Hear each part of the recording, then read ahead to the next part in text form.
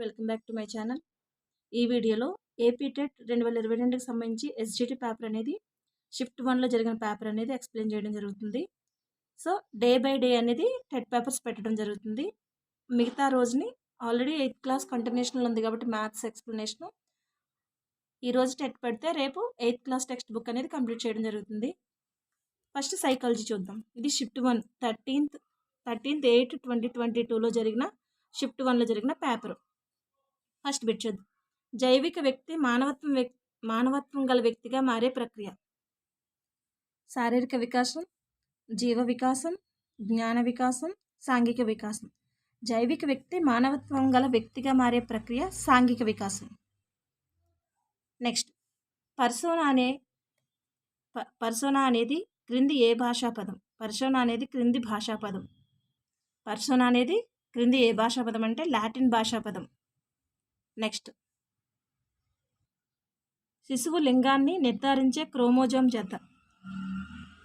శిశువు లింగాన్ని నిర్ధారించే క్రోమోజోమ్ జత 21, 23, 11, 1. శిశువు లింగాన్ని నిర్ధారించే క్రోమోజోమ్ జత ఏంటంటే ఆప్షన్ 2 అనేది కరెక్ట్. శిశువు లింగాన్ని నిర్ధారించే క్రోమోజోమ్ జత 23. Next fourth bit. ఒక రంగంలో రాణించని వాడు మరొక రంగంలో రాణించడం ఏ రక్షక తంత్రం? ఒక రంగంలో రాణించలేని వాడు మరొక రంగంలో రాణించడం అనేది ఏ రక్షక తంత్రం అంటే పరిహారం. ఇక్కడ మనకి విస్థాపనం అంటే ఒక వ్యక్తి మీద కోపాన్ని తన దగ్గర ఉన్న తక్కువ స్థాయి వ్యక్తుల మీద చూపిస్తే అది విస్థాపనం. అంటే అత్త మీద కోపం దొత్త మీద చూపించడం అనేది విస్థాపనం. ప్రతిగమనం అంటే పెద్దలు పిల్లల వలె ప్రవర్తించడం. తదాత్మీకరణం అంటే వ్యక్తి తాను సాధించలేనిది ఇతరులు సాధించినప్పుడు, అంటే తను సాధించలేనిది ఇతరులు సాధించినప్పుడు తానే సాధించినట్లుగా భావించడాన్ని తదాత్మీకరణం అంటారు. పరిహారం అంటే ఒక రంగంలో రాణించలేని వ్యక్తి మరొక రంగంలో రాణించడం అనేది పరిహారం. ఆప్షన్ 4 అనేది కరెక్ట్. Next fifth bit.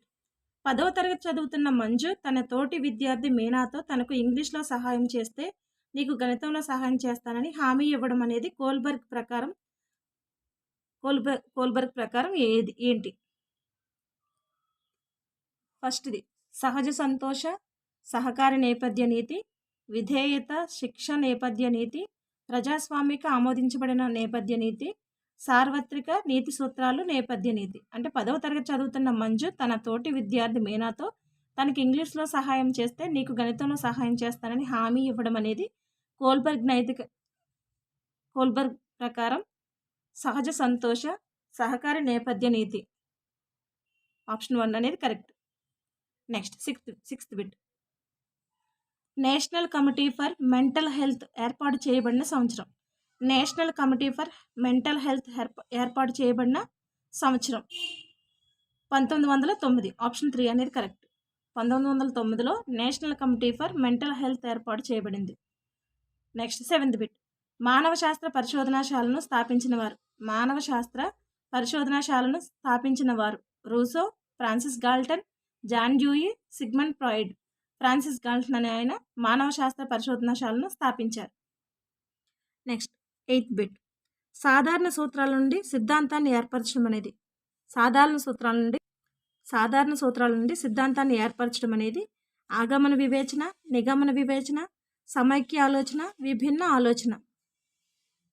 ఇక్కడ ఫస్ట్ మనకి 8th బిట్కి 1 and 2 ఇచ్చారు ఆన్సర్స్. ఆగమన వివేచన అవుతుంది, నిగమన వివేచన అవుతుంది.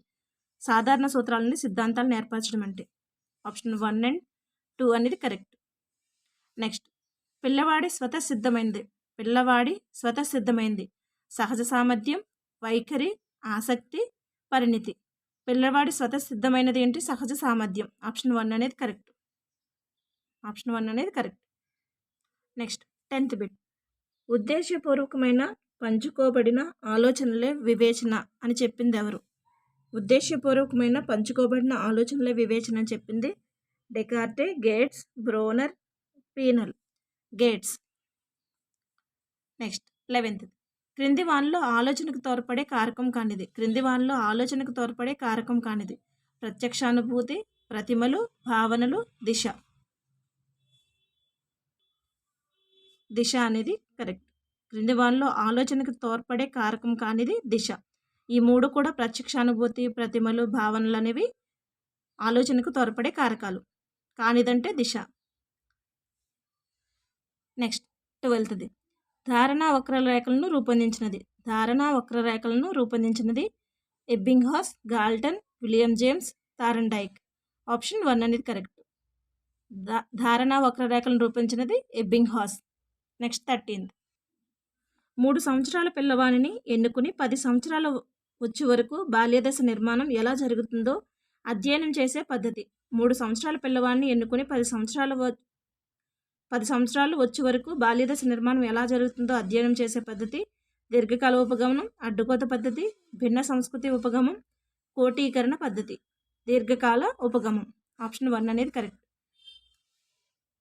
నెక్స్ట్ 14th ఒక బాలుడు మేకను చూసి కుక్క అని పిలవడం జరిగింది. ఇందులో జరిగే ప్రక్రియ. ఒక బాలుడు మేకను చూసి కుక్క అని పిలవడం జరిగింది. ఇందులో జరిగే ప్రక్రియ అనుగుణ్యం, సాంశీకరణం, వ్యవస్థీకరణ, సంక్లిష్ట ఆలోచన. సాంశీకరణం. మేకను చూసి కుక్క అని పిలవడం అనేది సాంశీకరణం అనే ప్రక్రియ. నెక్స్ట్ 15th బండూరా సాంఘిక అభ్యసనంలో ప్రక్రియ కానిది అవధానం, ధారణ, పునరుత్పాదకం, ప్రేరణ.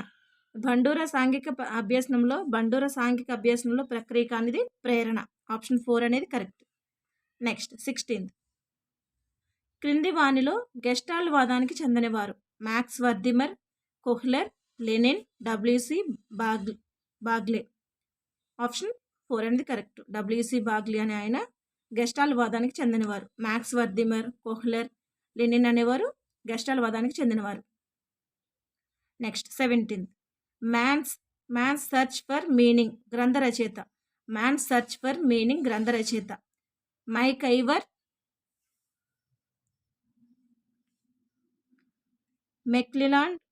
మెక్లిలాండ్, Victor Frankl, Abraham Maslow. Option 3 అనేది correct. Man's search for meaning గ్రంథ రచయిత విక్టర్ ఫ్రాంకిల్.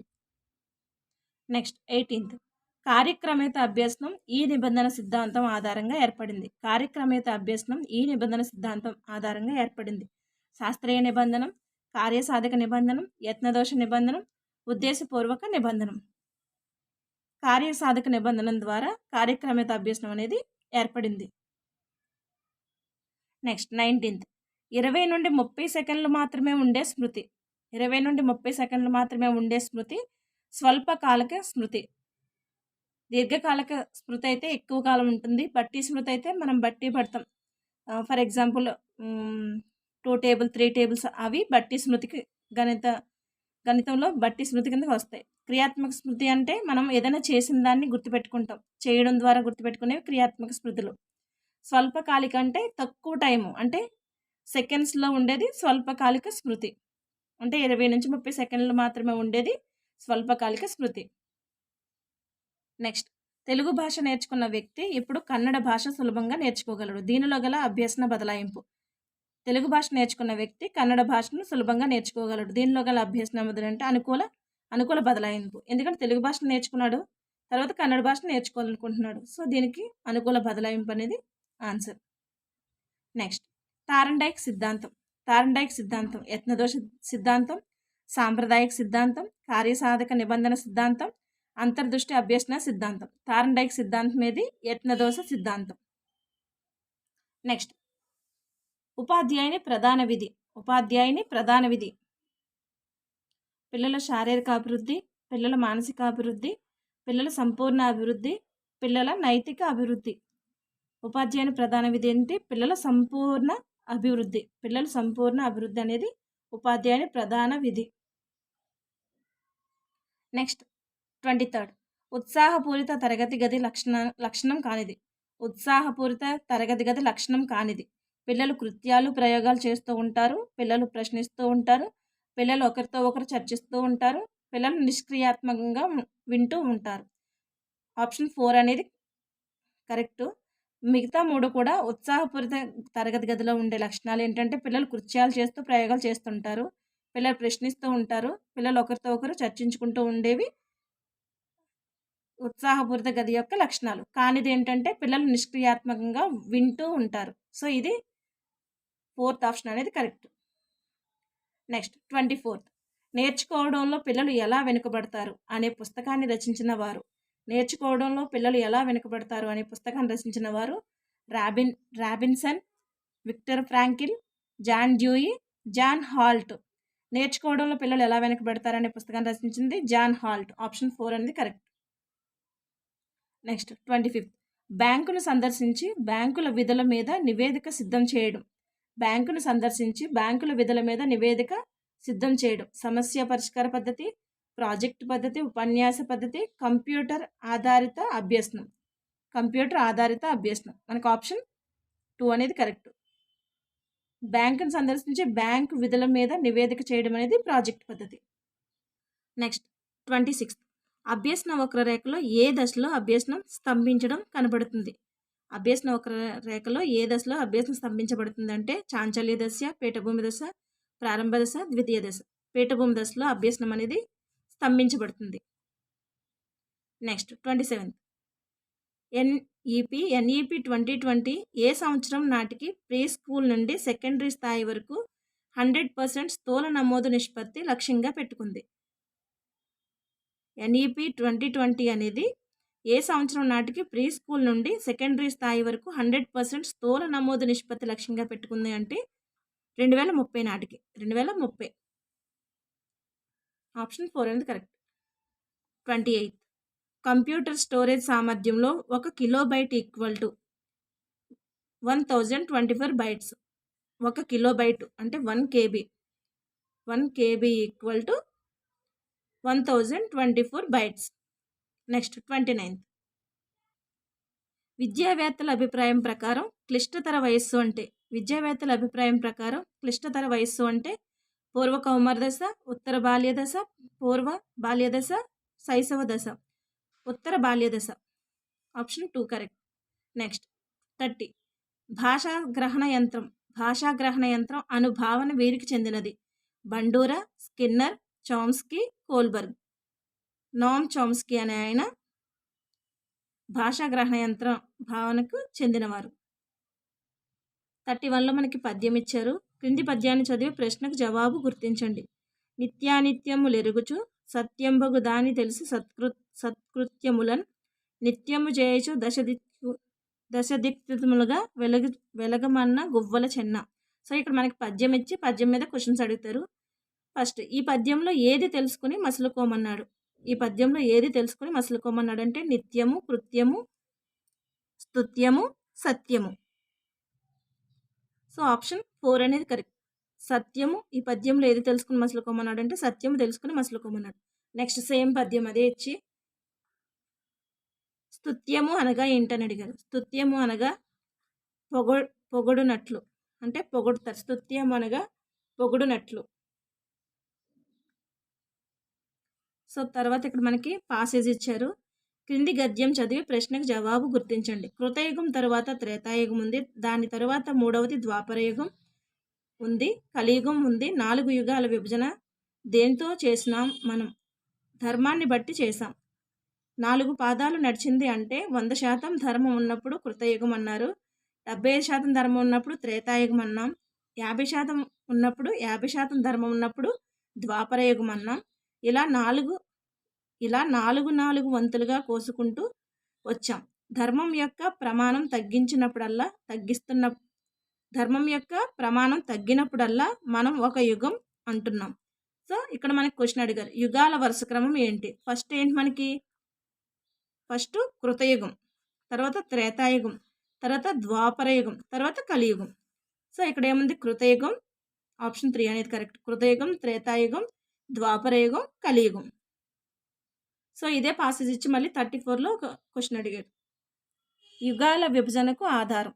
యుగాల విభజనకి ఆధారం ఏంటంటే ధర్మం. యుగాల విభజనకి ఆధారం ఏంటంటే ధర్మం ప్రకారమే ఈ యుగాలు అనేవి ఏర్పడినవి. నెక్స్ట్ కరి అను పదానికి పర్యాయ పదం. కరి అను పదానికి పర్యాయ పదం ఏనుగు, గజము. ఓగిరం అను పదానికి ప్రకృతి పదం. ఓగిరం ప్రకృతి పదం ఏంటంటే ఆహారం. నెక్స్ట్ విదారించి అంటే చీల్చి, విదారించి అంటే చీల్చి. పాకుడు రాళ్ళు నవలకు జ్ఞానపీఠ పురస్కారం లభించిన రచయిత రావూరి భరద్వాజ్ అనే ఆయనకి పాకుడు రాళ్ళు నవలకు జ్ఞానపీఠ పురస్కారం లభించింది. నెక్స్ట్ ప్రకటన పాఠం ఇతివృత్తం శాంతి. నెక్స్ట్ 41 ఆహా ఈ తోట ఎంతో సుందరముగా ఉన్నది. ఈ వాక్యంలోని అవ్యయం అంటే ఆహా, ఓహో ఇవి వచ్చేది అవ్యయం కదా. సో ఆప్షన్ 2 అనేది కరెక్ట్. రఘు అన్ని విషయాలు గోరంతలు కొండంతలు చేసి చెబుతాడు. గీత గీసిన పదం ఏంటన్నారు? గోరంతలు కొండంతలు చేసి చెప్పడం అనేది జాతీయం. నెక్స్ట్ పాలు అనే పదం ఏంటి? నిత్య బహువచనం. నెక్స్ట్ సూర్యుడు ఉదయిస్తాడు, ఇది ఏ కాలాన్ని సూచిస్తుంది? తద్ధర్మక కాలం. సూర్యుడు ఉదయిస్తాడు, ఇది ఏ కాలాన్ని సూచిస్తుంది అంటే తద్ధర్మక కాలం. ఇది భూత భవిష్యత్ వర్తమానాలకి సంబంధించింది కాదు, ఎందుకంటే ప్రతి నిత్యం అనేది నిత్యము సూర్యుడు ఉదయిస్తూనే ఉంటాడు. సో తద్ధర్మ కాలము ఆప్షన్ 1 అనేది కరెక్ట్. ఒకరు చెప్పిన విషయాన్ని యథాతథంగా చెప్పడానికి వాడే విరామ చిహ్నం ఉద్ధరణ చిహ్నాలు. నెక్స్ట్ 46 కచ్చట తప్పలు అనే అక్షరాలు. కచ్చట తప్పలు అనేవి పరుషాలు. ఒక హల్లుకు దాని ఒత్తు చేరితే ద్విత్వాక్షరం. ఒక హల్లుకు అదే ఒత్తు చేరితే ద్విత్వాక్షరం, వేరొకటి చేరితే సంయుక్తాక్షరం అవుతుంది. So option 3 correct. నెక్స్ట్ మేనత్త అనే పదాన్ని విడిస్తే మేనా ప్లస్ అత్త, మేనత్త. సంధి లేని చోట స్వరంబు కంటే బరంబైన స్వరంబునకు ఎడాగమంబగు. ఇది ఏ సూత్రం అంటే ఎడాగమ సంధి సూత్రం. ఏంటంటే సంధి లేని చోట స్వరంబు కంటే పరంబైన స్వరంబునకు ఎడాగమంబగు. నెక్స్ట్ ఆయన డాక్టరా, ఆయన ప్రొఫెసరా? దీన్ని సంయుక్త వాక్యంగా మారిస్తే జరిగే మార్పు. సో ఆప్షన్ 3 అనేది కరెక్ట్. 2 సర్వనామాల్లో ఒకటి లోపిస్తుంది. ఆయన డాక్టరా లేదా ప్రొఫెసరా అనేది వస్తుంది. ఇక్కడ మళ్ళీ ఆయన డాక్టరా, ఆయన ప్రొఫెసరా, ఇక్కడ ఒకటి అనేది లోపిస్తుంది, ఇది లోపిస్తుంది. అంటే 2 సర్వనామాలు, ఇవి 2 సర్వనామాలు కాబట్టి 2 సర్వనామాల్లో ఒకటి లోపిస్తుంది. నెక్స్ట్ క్రింది పదబంధాల్లో తృతీయ తత్పురుష సమాసానికి ఉదాహరణ. క్రింది పదబంధాల్లో తృతీయ తత్పురుష సమాసానికి ఉదాహరణ.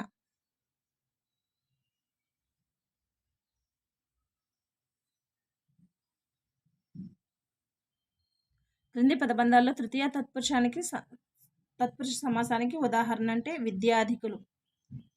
నెక్స్ట్ కాలమెన్నడిని ఈ పద్యంలో గురు లఘువుల వరుస చెప్పమన్నారు. మనకి దీర్ఘాలు, ఇది దీర్ఘం ఉంది అంటే ఇది గురువు, లఘువు. ఇక్కడ హస్వాక్షరానికి తర్వాత ఉన్నది నాకి నా అవుతుంది కాబట్టి దీని ముందున్నది గురువు అవుతుంది. ఇది గురువు, ఇది లఘువు అవుతుంది. సో ఇక్కడ పొల్లున్న ముందక్షరం గురువు అవుతుంది కాబట్టి గురువు. అంటే గురువు లఘువు, గురువు లఘువు, గురువు ఎక్కడుంది మనకి ఆప్షన్లో? గురువు, ఆప్షన్ 4 అనేది కరెక్ట్. గురువు లఘువు, గురువు లఘువు, గురువు, ఆప్షన్ 4 అనేది కరెక్ట్. నెక్స్ట్ 53 ఏదైనా విషయాన్ని ఉన్నది ఉన్నట్లుగా వర్ణిస్తే స్వభావోక్తి. చతుర్ముఖుడు సమాసం, బహువ్రీహి సమాసం. 4 ముఖములు కలవాడు వస్తుంది కాబట్టి బహువ్రీహి సమాసం వస్తుంది. సంఖ్యాపరం అయితే ద్విగు సమాసం. సమాన పదాలు వస్తే ద్వంద్వ సమాసం. నెక్స్ట్ భాషను సరిగ్గా ఉచ్చరించకపోవడానికి కారణాలు.